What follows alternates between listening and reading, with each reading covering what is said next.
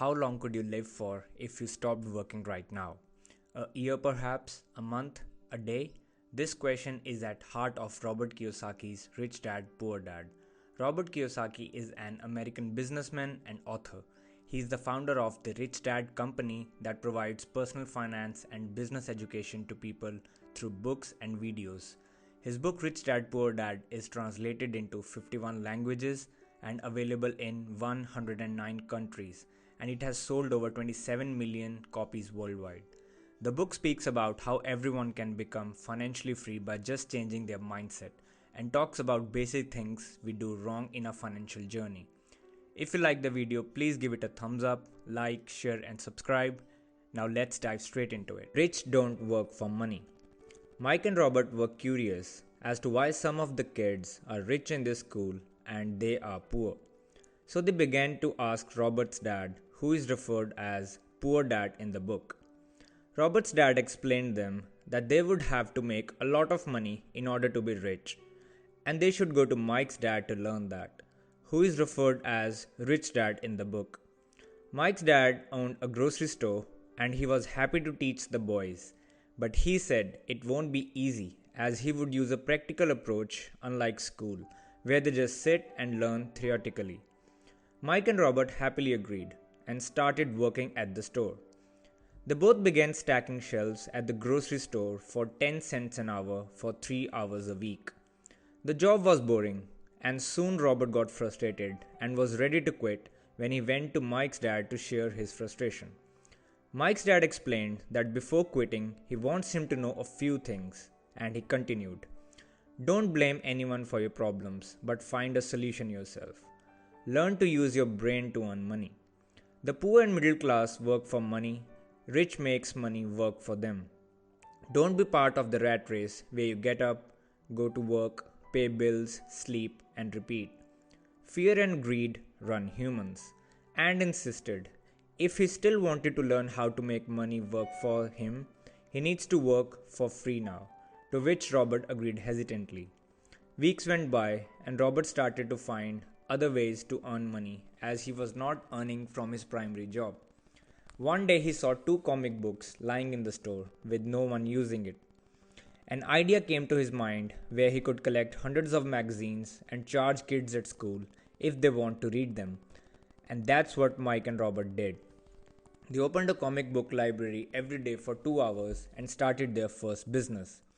This was the first time Robert and Mike made money work for them because business was still running even when they were not present in the library. Their journey had started. Why teach financial literacy? In 1994, Robert retired at the age of 47. Mike overtook his father's business and now runs it better than ever. Robert talks about Rich Dad's teachings. Some of the absolute gems were the following. Money without financial intelligence is money gone soon. For example, lottery winners and athletes going bankrupt after becoming millionaires, as they do not know how to manage their money, because it's not about how much money you make, rather how much you save and where you invest that saved money. A person can be highly educated, professionally successful, and still financially illiterate. Rich people acquire assets, poor and middle class acquire liabilities thinking they are assets, which takes us to rule number 1. Learn the difference between assets and liabilities. An asset puts money in your pocket, whereas a liability takes money out of your pocket. This is all Rich Dad asked the boys to remember. Yes, it was that simple. For example, people view house as an asset, but is it really an asset? A house incurs property tax, utility payments, council rates, etc. So it takes money out of your pocket. And it is such a big investment, usually for 30 years, that you miss opportunity to invest in other assets, which could potentially generate cash flow for you, bringing money into your pocket. It is just the fear of going against the norm, fear of people not agreeing with you. Whereas if you buy an apartment generating rent for you, that could be an asset. It started to change Robert's thinking about everything around, and he started to question his teachers about money and the learnings from the school, which only taught about getting good grades and becoming a good employee. By the age of 16, Robert had a better financial understanding than his parents and teachers, as he learned about subjects like accountancy and taxation, which had real life application. Rich Dad explained the reason why rich keep getting richer is they understand cash flow generation from assets one invests in. Concentrate your efforts on buying income generating assets and keep your expenses and liabilities low so more money is available to put into your assets. Become wealthy. It's a person's capability to survive for a period of time without earning from their primary job. And the only way that happens is when the asset columns keep on growing and it funds all your expenses. In other words, you are no longer dependent on your primary job to have mind your own business. Financial struggle is often directly the result of people working all their lives for someone else. For example, they first work for their employer for wages, then for government through taxes, and finally for the bank for the mortgage payments they owe on their house. Too many people forget to mind their own business. They keep minding someone else's business and making them rich. In other words, people should also work for themselves. That is what rich do. To be financially secure, people should work on the asset column and not just the income column. So many people are just dependent on their primary job for income. Start minding your own business. Keep your daytime job, but start buying real assets like real estate, stocks, etc. and identify the distinction from liabilities. For example, car is not an asset as it loses its value as soon as you drive it out of the lot and it depreciates each year, so it takes money out of your pocket. Whereas if you buy a car and rent it out as an Uber, it becomes an asset as it puts money in your pocket. Real assets mean businesses that do not require one's presence, like stocks, bonds, income generating real estate, royalties, or anything that produces income for you. Income generating from these assets should go into your asset column, and that money should never come out. It will work for you forever and make your asset column grow. Keep your day job, be a great hardworking employee, but keep building that asset column. That does not mean you don't buy a car or a house or not have a comfortable life. It simply means that you buy these things with the money coming out of your asset column once it produces regular income. Delayed gratification is vital if you want to be wealthy. Rich people buy luxuries last, while poor and middle class buy them first. For example, Robert's wife only bought a car when her asset column grew bigger and she could take some money out of there. The car meant a lot more to her and not a financial burden because she didn't buy it impulsively out of her daytime job salary. The history of taxes and power of corporations. Rich Dad explained that in England and America there were no taxes originally. There were temporary taxes levied in order to fund the war. Only in 1847 income tax became permanent in England and in 1913 in US. The idea was to sell the notion to middle and poor class that tax is levied on rich. That's how masses voted for the law and it became legal. However, in reality, it wound up punishing the poor and the middle class. Once the government got taste of free money, there was no going back. As Robert grew up, he realized that it was the knowledge of corporate structure that gave rich a vast advantage over the poor and the middle class. Rich take advantage by opening up corporations. It is merely a legal document and easy to register. The benefit is that the income tax of a corporation is less than the individual tax rate. One can do most of the expenses with the pre-tax income and show less income for tax purposes, which an individual working a normal job cannot do. Business owners with corporations earn, spend, and then pay taxes, whereas employees who work for corporations earn, pay taxes, and then spend. Rich play the game smarter. Robert's poor dad advised him to work hard and work his way up the ladder, whereas Rich Dad advised to own the ladder and have control over the money. Soon cash flow from Robert's properties started to grow, and he bought his first Porsche of that money. He didn't spend his job income to buy it, he did with the cash flow generated from the asset column. Therefore, financial IQ consists of 4 areas of expertise: accounting, investing, understanding markets, and the law. In order to become wealthy, a person has to have mastery over these subjects. The rich invent money. Robert has been teaching since 1984. He has met thousands of professionals with tremendous potential and are blessed with gifts, but they lack confidence. It is not so much of technical knowledge that holds us back, but more of the self doubt. Once we leave school, the degrees and accolades do not matter much. In the real world, other things become more important, like guts, bravery, determination, and courage. Often in the real world, it's not the smart who gets ahead, but the bold. In Robert's experience, one's financial genius requires both technical knowledge and courage. In his classes, he encouraged students to take risks, to be bold, and to let their genius convert their fear into power and brilliance. When it comes to money, most people like to play safe and do not bother to increase their financial IQ. Robert says the reason to do that is just to have more options. This period is filled with technological changes happening every day. If you don't upgrade yourself, you will simply be left behind and live your life with fear and anxiety. Financial intelligence is simply having more options. Only if you have financial intelligence will you be able to recognize opportunities around you. It is not so much what is happening around, but how many different financial solutions you can think of to turn the tide in your favor. Most people only know one way, that is work hard, save, and borrow. If you want money to work for you, it is vital to develop financial intelligence. If you don't and just wait for right opportunities to come your way, you might have to wait for a long time. It's like waiting for all traffic lights to turn green before you leave the house. Robert says the reason he develops his financial IQ is because he wants to make more money fast and in a smarter way. Not because he needs to, but he wants to. The single most powerful asset we have is our mind. If trained well, it can create enormous wealth. An example of having great financial intelligence is people's behavior in dipping economy.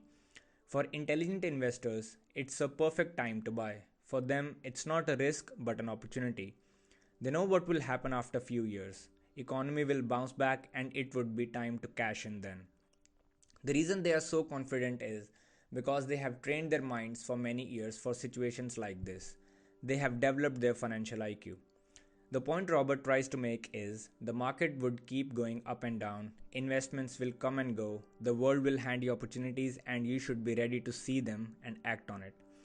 Robert says that his personal two favorite investment tools are real estate and small stocks because he understands them. Therefore, one should also just invest in things, assets which one understands and get excited by. If it doesn't make sense, don't do it, or study hard to understand it and then act on it. If people are not well versed in these subjects, then they must follow standard practice of playing safe and invest in secure investments. The issue with secure investments are they are made so safe that gains are less. It's a calculated risk and not gambling. It becomes gambling if you are just throwing money into a deal and praying. The idea is to use your technical knowledge, wisdom, and love of the game to cut the odds down to lower risk. That's where financial intelligence kicks in. That is why Robert encourages people to invest in financial education before investing in anything else. The smarter you become, the better chance you have of beating the odds. Once you develop financial skill, you will find it to be fun and games. Sometimes you win, sometimes you lose. Most people never win because they are afraid of losing. That's why school system is so silly. Students are penalized for making a mistake, but in reality, the only way one gets better at anything is by making mistakes and learning from it. Losing is a part of winning. If you're scared of losing, you will never win. There will always be risk. The game is to manage it. Work to learn. Don't work for money. Robert tells a story when he was giving an interview in Singapore. He met a young reporter who was working on writing a novel on the side and asked for tips from Robert, to which Robert advised her to learn marketing and sales. His argument was that writing something well is completely different than marketing and selling it. Even though her writing was powerful and insightful, she did not have a clue how to sell. The reporter got offended and did not want to learn marketing and sales, as she thought the skill was beneath her and she had done masters in English literature. However, if she was humble enough to take a course in advertising, copywriting and sales, her path to become bestseller novelist could have become a reality. The world is filled with smart, talented, educated, and gifted people. But not everyone becomes successful because they think that's all that is needed to become wealthy and succeed in life. They fail to recognize the gaps. When Robert came out with his first book titled If You Want to Be Rich, Don't Go to School, a publisher suggested to change the title to The Economics of Education. He told the publisher that with title like this, he would only sell two copies, one to his family and another to his friend. Whereas title of his choice would be controversial and bring in more publicity. Robert says, Rich Dad wanted me and Mike to know a little about a lot. That's why he made us sit in on the meetings with his bankers, lawyers, accountants, and brokers. Rich Dad knew I would pick up jargon and sense of what is important and what is not. Robert also worked in sales, marketing, as a construction worker and a busboy. Rich Dad was grooming him. He joined Marine Corps to learn flying and learn leadership. Then after a few years, he left that company to join Xerox to learn sales, as Xerox had one of the best programs in America. He wanted to overcome fear of sales. He was trying to learn as many relevant skills as possible before he started his own business in 1977. Learning was the goal, not the money at that point in time. Job security meant everything to my poor dad. Learning meant everything to my rich dad, Robert says. Robert never wanted to do a job forever. To him, job was an acronym for just over broke. Most workers live within their means and pay their bills. Owners just pay enough so that workers won't quit. So he wonders, are workers looking into future or are just waiting for next paycheck, never questioning where they are headed? Robert suggests young people to learn new skills on the side. Instead of simply working for money and security, learn new things in your spare time. Education is more valuable than money in the long run. To the people who say it's a long and rigorous process, I say if it was easy, everyone would do it. It's like going to gym. First few days are painful and most difficult part is deciding to go. Once you get past that, it's easy. You do it because you know after working out you will feel good. It's a result you should never take your eye off. Main management skills needed for success are management of cash flow, systems, and people. The most important specialized skills are sales and marketing, the ability to sell, to communicate. You need to learn new skills and as many as possible. No one should just depend on one specialized skill. It's like professional athletes who suddenly get injured and their once high paying job is gone and they have limited other skills to fall back on. Overcoming obstacles. The primary difference between a rich and a poor person is how they manage fear. Once people have studied and become financially literate, they still have roadblocks to become financially independent. 5 reasons are fear, cynicism, laziness, bad habits, and arrogance. Fear. It's okay to be fearful, especially when it comes to money. You can still be rich. We are all heroes at something and cowards at something else. Rich Dad used to say, if you have phobia of losing money and hate risk, start early. Also, you have to embrace some level of risk and accept losing. You have to be brave to become rich. For most people, the reason they don't win financially is because the pain of losing money is far greater than the joy of being rich. You have to develop the winner's attitude. You have to notice how you respond to failure. Overcoming cynicism. All of us have doubts and insecurities. We will think things like, I'm not smart enough, what if things go wrong, and so is better than us. These doubts paralyze us and we fail to take action. We watch opportunities pass by and we just play safe and never act upon them. It takes combination of knowledge and courage to not let rumors and negative talk affect your actions. An intelligent investor knows that worst of times present best of opportunities to invest. Cynics never win, Rich Dad used to say. Cynics criticize and winners analyze. Overcoming laziness. Most busy people become lazy in their minds. They don't want to go to gym as they are tired after work. They would rather sit and watch TV. The answer to laziness is little greed. Many of us have notions that greed is a bad term. Greed is vital if you want to become rich. A positive greed is to have better house, better car, and overall better quality of life. People who are not greedy do not move forward in life and say things like, I cannot afford it. Whereas Rich Dad used to say, always ask yourself, how can I afford it? It opens up room for possibilities, excitement, and dreams. Of course, anything in excess is bad. Same applies for greed. But remember, guilt is worse than greed. You don't want to feel the guilt of not doing more with your life at the end. It's better to be greedy without harming anyone else around. Greed is the drive you need. Overcoming arrogance. What I know makes me money, what I don't know loses me money. Arrogant people believe that whatever they don't know is not relevant. People use arrogance to hide their own ignorance. That's the biggest trap. Whenever you hear new ideas, analyze them with an open mind and start educating yourself about it. You will find opportunities. Getting started. Robert talks about our education system. It teaches us just to work hard, earn money, spend it, and when we run short, borrow. This is a horrific way to live if you think long term. Robert offers few personalized practical tips to awaken the financial genius within yourself. Find a reason. It could be anything, like you don't want to work until the age of 60, you don't just want to do a job for rest of your life, you may want to retire early, you don't want to give most of your earnings to government. You have to find that reason to keep moving forward. Without a reason, anything is difficult. Make daily choices. A mind is the greatest asset. If you put crap news in it daily, that's what your life will become. Educated with new things like informative seminars and books on self-development and finance. Read what great minds like Warren Buffett, Peter Lynch have said in the field of finance and start picking and applying little things in your life. Choose friends carefully. More time you spend with any kind of people, you become like them. Choose friends who support you and the ones you can learn from.